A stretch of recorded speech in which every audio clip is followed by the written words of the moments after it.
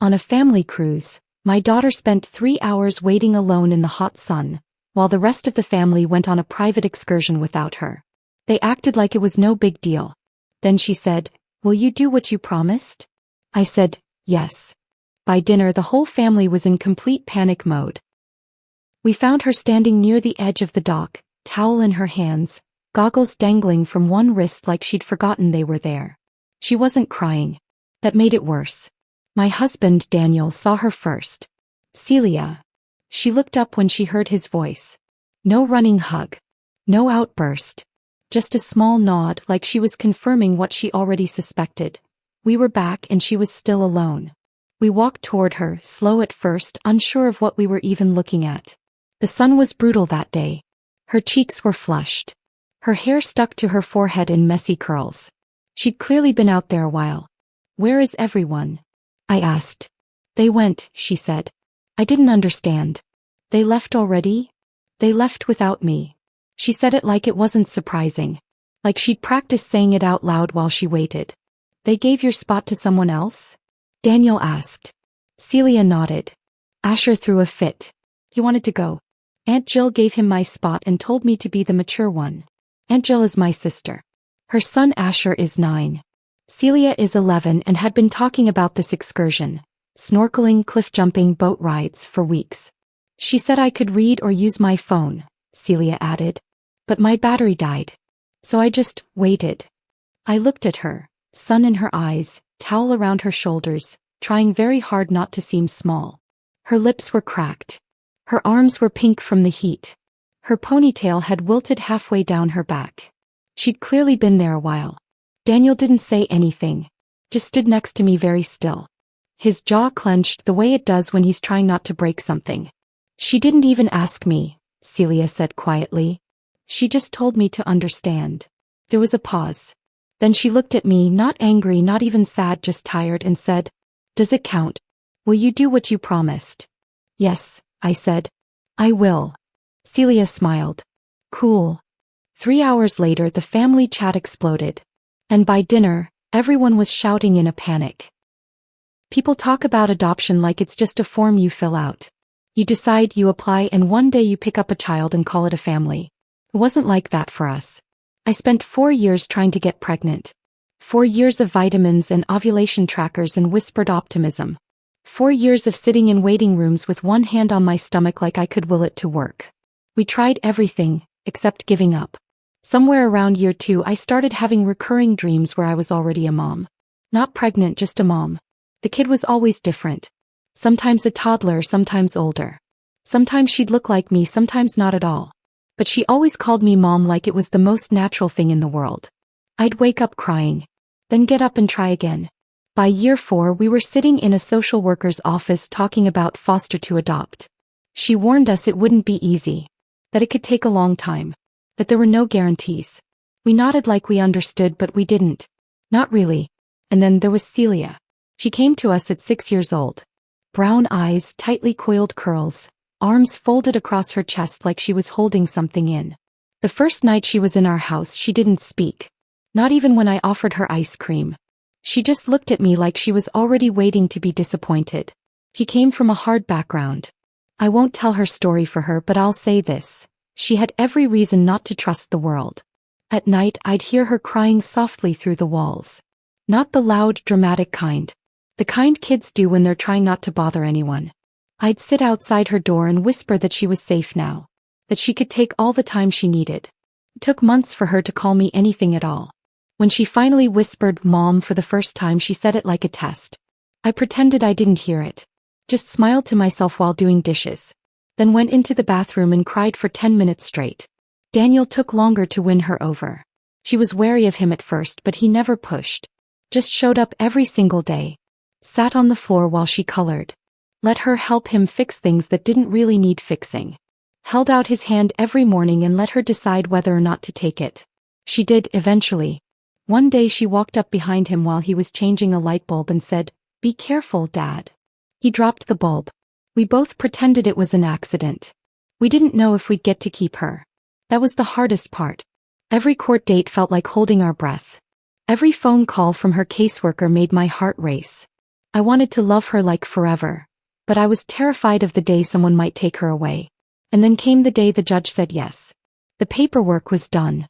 The ink was dry. The caseworker hugged us and called me Mom, like it had always been true. Celia was officially our daughter. We went out for ice cream and she got every single topping she wanted. Even the weird ones that didn't match. He grinned the whole time. We've never forgotten what it took to get her. I think that's why it hurts so much, watching people act like she's lucky to have us. Like we did her some noble favor by taking her in. As if we're saints for loving our own child. The truth is we're the lucky ones. Every single day. We know it. We feel it. But not everyone sees her that way. And that's where the cracks started. The first time it happened I told myself I was imagining it. It was at my sister Jill's house, a few months after Celia's adoption had gone through. The whole family was gathered for Thanksgiving. Turkey, stuffing, my mom's usual passive-aggressive pie commentary. The kids were running around in matching shirts Jill had ordered from Etsy. Each one had their name on the back in gold script. Except Celia didn't have one. She wore a plain pink sweatshirt. When she asked if maybe hers got lost, Jill laughed and said, "Oh, I didn't think you'd want one. You know, because she's more introverted." I started to say something. Then my mom gave me that look. The one that says, "Don't ruin the day." So I swallowed it. Told myself it wasn't a big deal. That next time I'd speak up. But next time came. And then another. And another. There was the group text about the family reunion, sent to everyone but me. The Christmas slideshow with photos of every niece and nephew, including ones I barely knew, except Celia. The birthday party where every kid got a goodie bag filled with toys and treats, and Celia's had a broken crayon, a pen, and a wrapped peppermint. "She's older," Jill said. "The others are still into that stuff." She was 9. Even when Celia tried to connect, it felt like she was being held at arm's length. The other cousins would form little clusters, whispering and giggling. Celia would hover just outside the group, holding her cup or her plate like it might earn her an invitation. Sometimes she'd catch my eye across the room and smile like everything was fine. Sometimes she wouldn't smile at all. We talked about it, Daniel and I, quietly after she went to bed. At first we debated whether we were reading too much into things. Whether maybe it was just the usual family weirdness. But then came the night Celia asked if she was just visiting our life. Like maybe this was a trial and we hadn't told her. I said, "What do you mean?" She said, "I don't think they think I'm real family." That was when I stopped pretending. Daniel sat her down that night and told her something we should have said sooner. "If they ever make you feel small again," he said, "we'll walk away. No more second chances. We don't need their permission to protect you." Celia didn't cry. She just nodded. Cool. When the cruise came up I hesitated. It was a big trip. 5 days. Shared cabins. Meal plans. Activities with cousins. I didn't want her getting hurt. But she was excited. She kept asking if she could bring her camera, if there would be snorkeling, if maybe the other kids would finally get to know her better. She said, "It'll be different this time." She packed days in advance.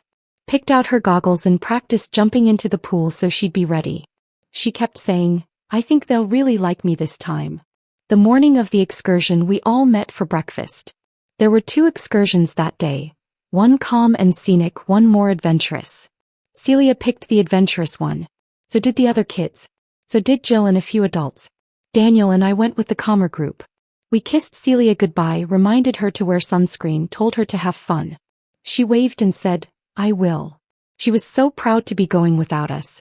So proud to be one of them. And then they left her. Told her there wasn't room. That Asher wanted to go and he was younger so she should understand. They left her by the dock with her towel and her goggles and a dying phone. She waited 3 hours. And when we found her she didn't cry. She didn't complain. She just looked at me and asked if it counted. It did. Everything she'd put up with. Everything we'd brushed off. Everything we thought she was strong enough to shrug away. It all came to a point right there on that dock. And when she asked, "Will you do what you promised?" I said, "Yes." No hesitation. No looking around for a softer option. No more being the bigger person. 3 hours later the group chat exploded. And by dinner the family was in panic mode. We didn't go back to the ship. We walked Celia to the hotel just past the boardwalk, booked a room and didn't say a word in the elevator. She peeled off her towel like it was heavy. Her arms were red from the sun. I helped her rinse off in the shower and handed her one of Daniel's oversized t-shirts to wear. Daniel ordered 3 milkshakes and 2 baskets of fries from room service. Celia drank hers in one long sip, then fell asleep on the bed without even asking what was next. By the time she closed her eyes, Daniel had already canceled our remaining days on the cruise. We lost the money. Didn't care. That night we found a flyer in the hotel lobby for a private snorkeling charter. The exact same kind of excursion she'd missed. It left the next morning. Daniel booked it for 3. She woke up smiling when we told her. No one from the family had messaged us directly yet. Just vague texts in the group chat. Where did you go? Everything okay? We were looking for you at dinner. We ignored them. And that's when the panic started. At first it was just Jill. Hey? You were supposed to do the dolphin swim sign-ins tomorrow. Can someone please explain what's going on? Where is Lauren? Then my mom jumped in. We had everything planned so carefully. This is putting so much pressure on Jill. Can someone just call them? Then silence. Like they realized something. Daniel and I were sitting on the edge of the hotel bed watching Celia dip cookies into her milk when his phone lit up with 12 missed calls in 10 minutes. My mom. My sister. My aunt. Then my mom again. Then the cousins started chiming in. Wait. Lauren and Daniel actually left? Are you serious? What about the group snorkeling on Thursday? We needed their signatures. Then one of the parents dropped this bomb. Guys. The kids can't do the water park day without 2 more chaperones. We literally can't go. That's when the group chat started melting down in real time. Who's watching the toddlers now? What do we do about the group booking refund? My kids are crying because they've been looking forward to this all year. The last one was from Jill. You've ruined this entire trip. That was the one that made Daniel laugh. The low kind of laugh. The kind that only happens when someone finally proves your point for you. We didn't respond. The next morning we saw blurry photos from the cruise's group chat. Half the kids standing around in street clothes, looking confused in front of the ziplining banner they weren't allowed to enter. A message from a staff member had apparently made it clear. Too many kids, not enough adults. Rules were rules. Jill tried to negotiate. The staff didn't budge. It's not safe, they said. We can't let them in. No refunds. By midday Jill was texting us directly. Over and over again. We're not joking anymore. You owe us. At least pay for the excursion you bailed on. People are furious. We didn't answer. Daniel put his phone on airplane mode. Celia asked if we could go get snow cones. Later that evening we got a quiet message from Melissa, my cousin's wife. She said, I saw what happened. I don't know the whole story, but it didn't feel right. That was the first moment I realized it wasn't just us. We didn't post anything. Didn't explain or defend. But the silence around the story, it wasn't holding. I could feel it. People were asking quiet questions. Wondering what really happened. Still, Jill was already spinning it.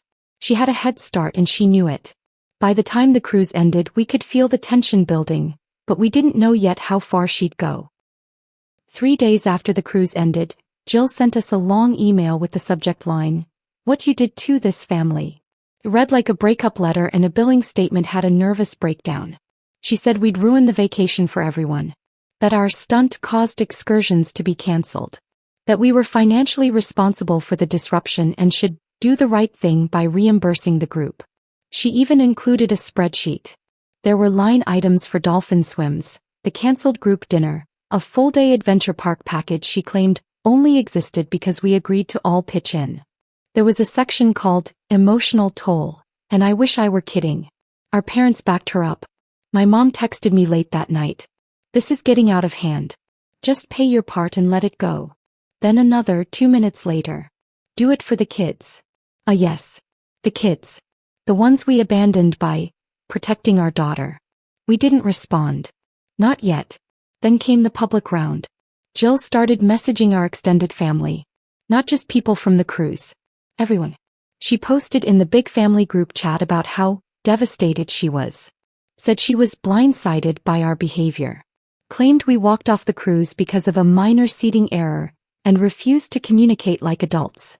She said we embarrassed her in front of her kids. He ended it with, "Some people would rather destroy their family than admit they overreacted." I didn't say a word. Neither did Daniel. For a full day it felt like maybe we'd miscalculated. No one was rushing to defend us. Some relatives left the chat quietly.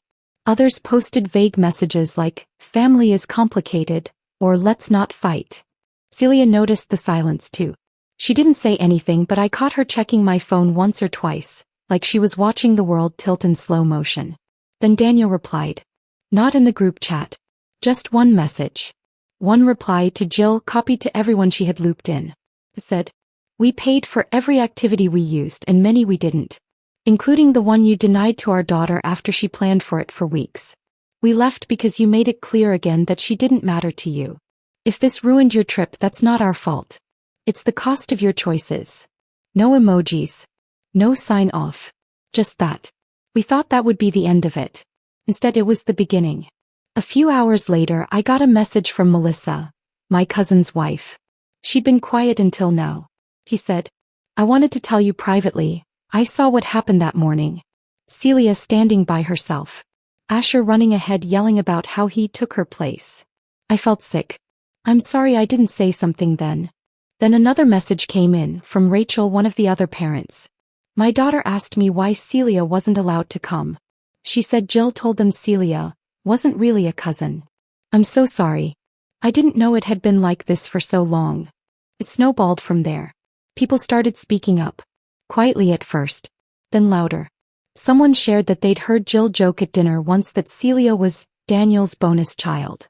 Someone else said they noticed how Celia was always left out of group photos. How she never had a name card. How her gifts were always generic last-minute things you grab at the airport. And then Nora, Jill's niece, spoke up. She posted in the group chat for everyone to see. "We all know this wasn't a one-time thing. You've been treating Celia like she's not one of us since day one. I'm not pretending anymore." That cracked it open. By the end of the week, the family was split clean down the middle. Some stayed with Jill and my parents, claimed it was all being blown out of proportion.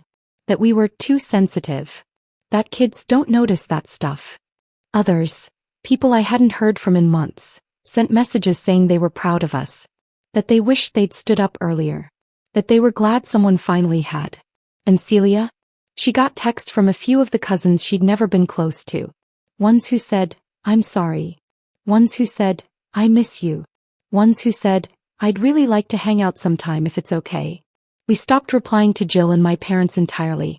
We blocked them a few days later after my mom sent one final message that said, "You're tearing this family apart over one hurt feeling." Celia read it over my shoulder. She didn't say anything. She just got up and went to her room.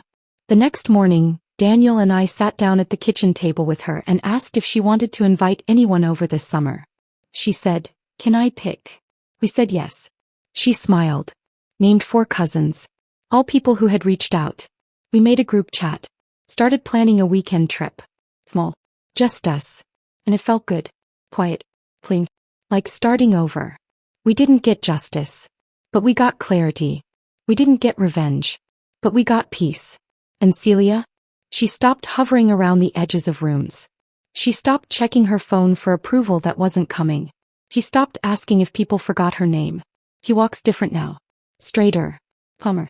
Like she knows she belongs, because we made a world where that's true. Not by force. But by finally saying, "This is enough." And meaning it. It's been 5 years. Celia just turned 16 last week. She spent the day at the beach with 3 of her cousins. Yes, those cousins. The ones who stuck around. The ones who saw through the noise and chose kindness. They brought cupcakes not out of guilt but because they wanted to. One of them gave her a book with a handwritten note inside. She read it twice. She still remembers that cruise. Not the ship or the excursions, but the dock, the heat, the towel she wouldn't put down. She remembers what it felt like to be left. But more than that, she remembers what happened next. She remembers what it meant when we chose her. And so do I. We lost a lot of people that day. But we didn't lose ourselves. Still, sometimes I wonder. Did we go too far? Or did we just finally stop shrinking? Let me know what you think in the comments. And if you want more stories like this, hit subscribe and tap the notification bell.